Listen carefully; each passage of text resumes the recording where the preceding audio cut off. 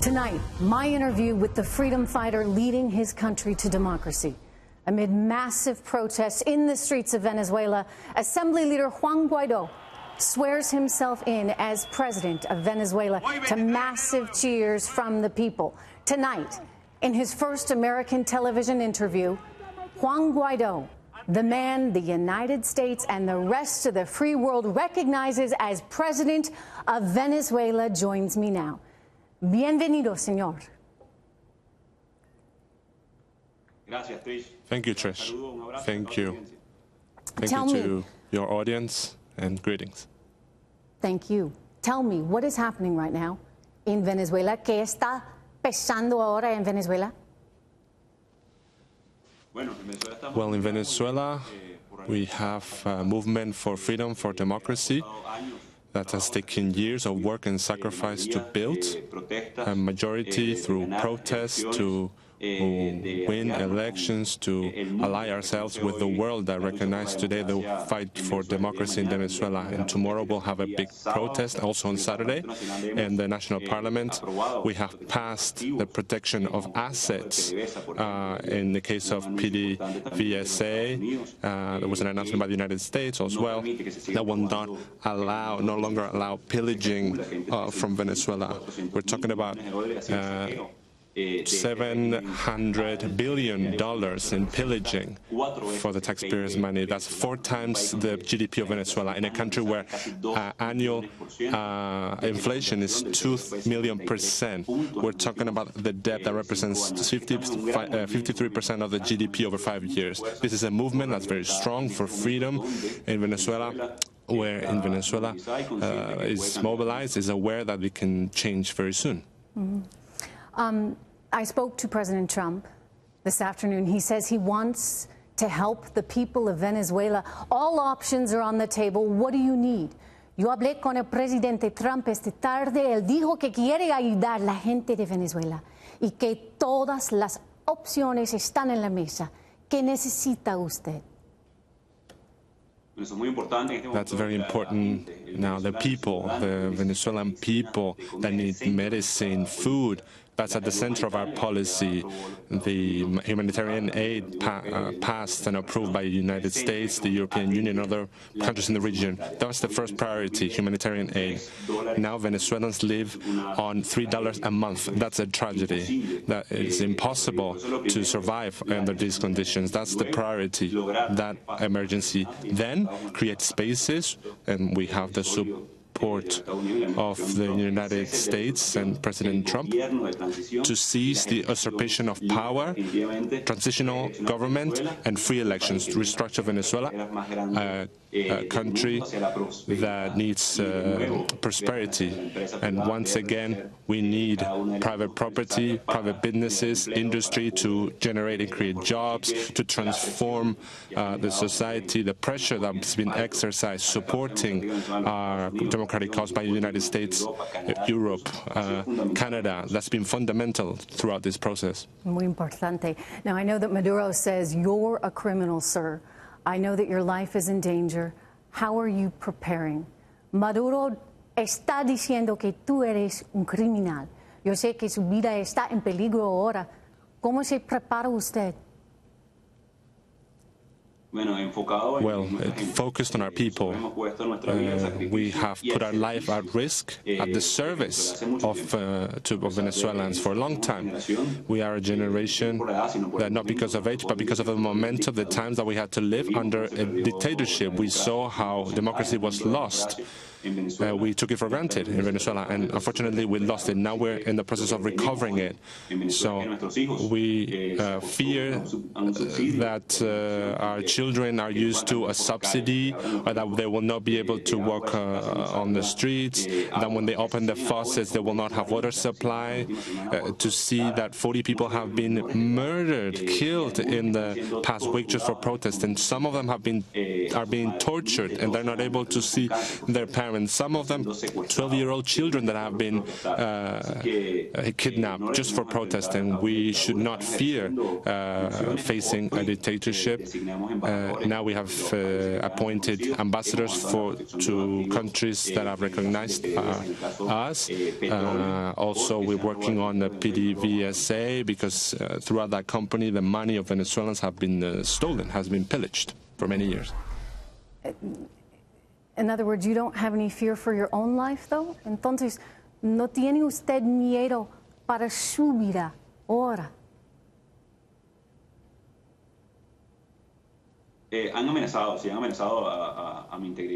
Yes, they have threatened my physical integrity, my family's, and unfortunately, I'm not the only one.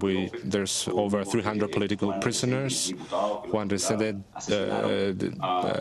member of parliament, Fernando Albán, was murdered despite threats towards our integrity and our families. We remain cohesive and mobilized and united because this is our goal to rebuild Venezuela.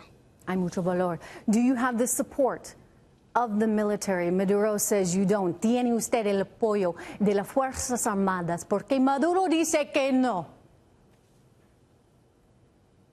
At the moment, there are over 160 officials arrested, 26 sergeants that are being sergeant, the counterintelligence military unit, because they showed discontentment for saying what's happening in Venezuela. 80% of the military family suffers from lack of enough funds, of money to have to buy food.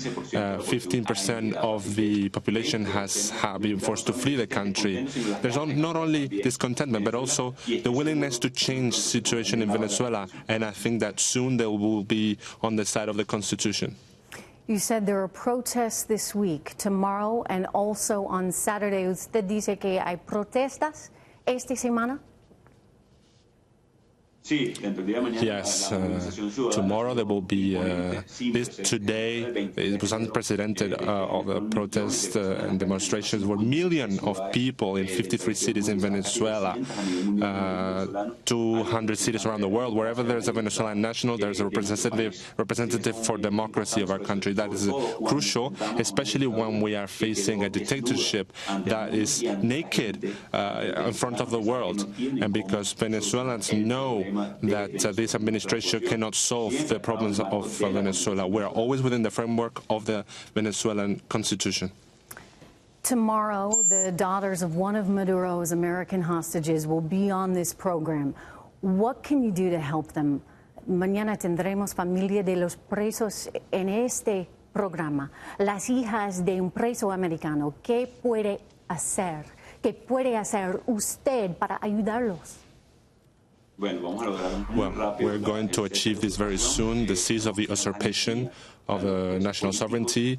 We're guaranteeing political prisoners, servicemen and civilians that will be on the side of democracy in situations of transitions like Venezuela and Poland in 1958. These factors are necessary to gain the necessary support, but political prisoners are having a really hard time because they're suffering what's been, being jailed, not being able to express themselves freely. Throughout this suffering, we are working towards their liberty and their freedom. Bien, la libertad. Turning to the history of your country, what happened under the Maduro and Chavez reigns? Ahora, un poco de la historia de Venezuela. ¿Qué pasó con Maduro y Chavez en Venezuela? I'll give you an example, an economic example, socially and economically speaking. PDVSA, that was the third largest oil company in the world, invested $300 billion in its production to increase production, oil production. Only two countries invested more, Saudi Arabia and the United States. And these countries are producing almost 10 million barrels a day. Today, Venezuela produces $1 million. The production was decreased by 2/3. efforts. The fourth investment in the world. Money was stolen, was pillaged. That's why Venezuela today has no social services, no gas supply.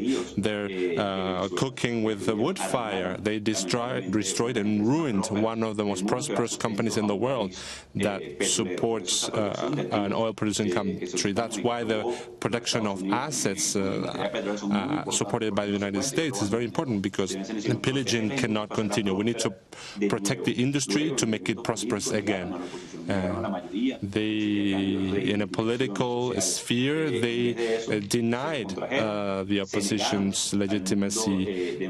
They were behind, they were torturing, they jailed the opposition. Now we see children that are 12 years old that are behind bars. And then this is a company that does not respect private property. They expropriated, they stole properties, more than 5,000 acres of land.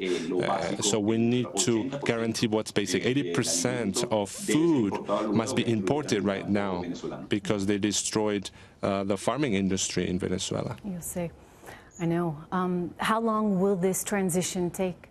¿Cuánto tiempo tomará esta transición? Well, we hope that will be as soon as possible. The pressure and the support of the United States is important, and all the other countries in the world that support us. We are sure that we are starting the change. This is the last chapter of change, the last chapter of a nightmare for many citizens that were forced to migrate, that were forced to leave their country, or that would lose their life because, for example, there was no power in a hospital and the power plant did not work, so 17 people passed away because there was no power in a hospital. So we're waking up from that nightmare, and we're waking up to dream in a prosperous Venezuela in the future that will be prosperous and that will bring opportunities for all in the region. We hope that will be possible. We're very close. We're taking a very important step, exercising government functions, appointing officials, appointing delegates, and hopefully that we will have the support of the armed forces soon to have free elections and bring Venezuela to prosperity again. If Maduro leaves and you achieve success, will there be an election? Si Maduro se va y usted es exitoso en su plan, entonces habrán elecciones.